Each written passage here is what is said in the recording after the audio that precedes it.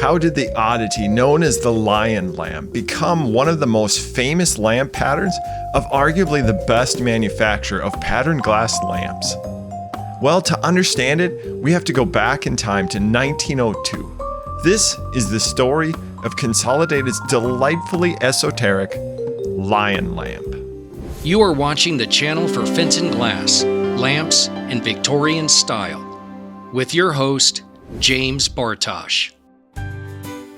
Lion does not appear in Consolidated's 1901 catalog. Its first hard evidence direct from Consolidated is its detailing in the 1902 catalog, and in July of that same year, the House Furnishing Review would have this full-page ad for Consolidated lamps with lion as their choice of a singular representation. Perhaps late 1901 or 1902 is the first year of production. In July of 1903, Glass and Pottery World would have this interview at the Furniture Exposition with W.M. Kelly, saying, "The lion lamp, with 4 raised lion heads forming panels with Egyptian decorations, is certainly a winner." Mr. Kelly reports that over 28,000 of the lion lamps were sold during the last year. As they pack 2 lamps in a barrel, it means a shipment of 14,000 barrels. Not so bad for just one style of lamp.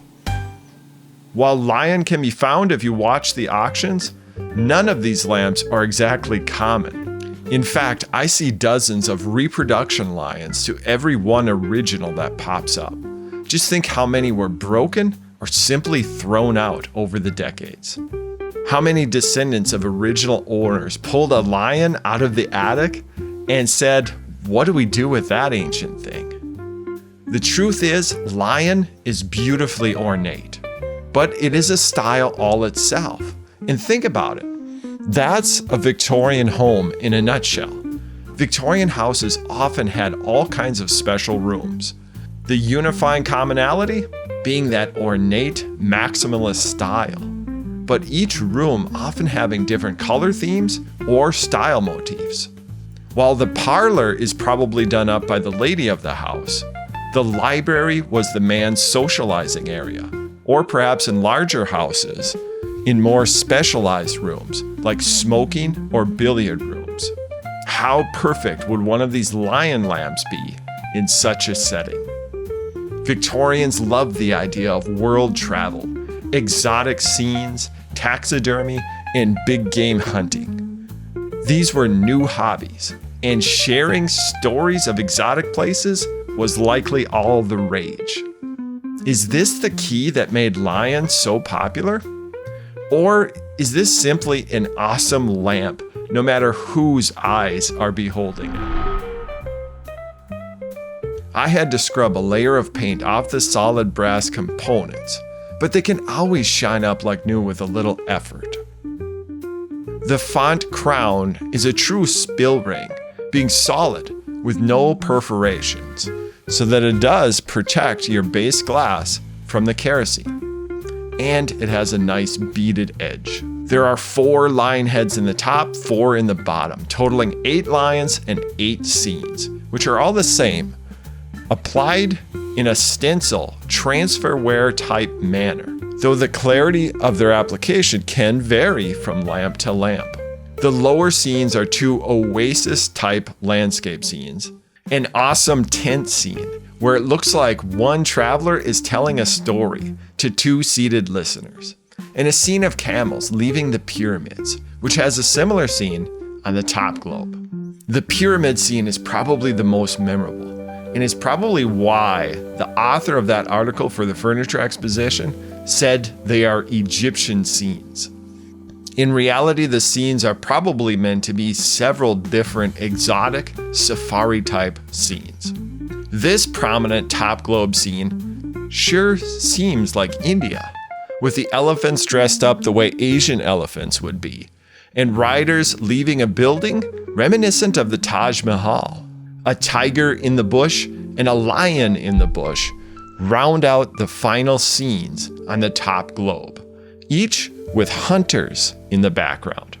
In 1902, I don't think people thought about animals potentially going extinct and the downside of hunting exotic animals. Coincidentally, the final nail in the Egypt theory coffin is that lions went extinct there centuries ago. Consolidated's lion lamp also had these same scenes on a brown-based opal decorated model. And both the green and the brown were also available in an open shade variety. Art glass versions did not have the stenciled scene, and they came in crystal with a decoration, and cerise, or red, with a different style footer. Those are the original versions. Consolidated lasted until the 1960s, and they themselves would make electric lion lamps in different styles from the original. They mostly went for more floral type themes, and the masculine dark colors in big game theme was left in the past. If it matters to you to locate an original as opposed to a reproduction, keep in mind the ones with the safari stenciled scenes were never reproduced. You can always make sure to look for an actual oil-burning font in the center. Remember, they're big, 5-inch diameter, and easy to spot. And keep in mind, old globes should have smaller openings in the top. And with Consolidated, a heat ring, a brass ring, surrounding the opening, protecting the globe from the inner chimney. Regardless of old or new, a lion lamp is a cool, whimsical concept. But in this case, for me, an original is a real winner. Not just because of quality of components, but the stylistic theme plays into the days of men's smoking rooms or private libraries, where style, old leather-bound books, and stories of exotic places captured the imagination. Consolidated's lion lamp captures that moment in time and that feeling of the explorer's spirit.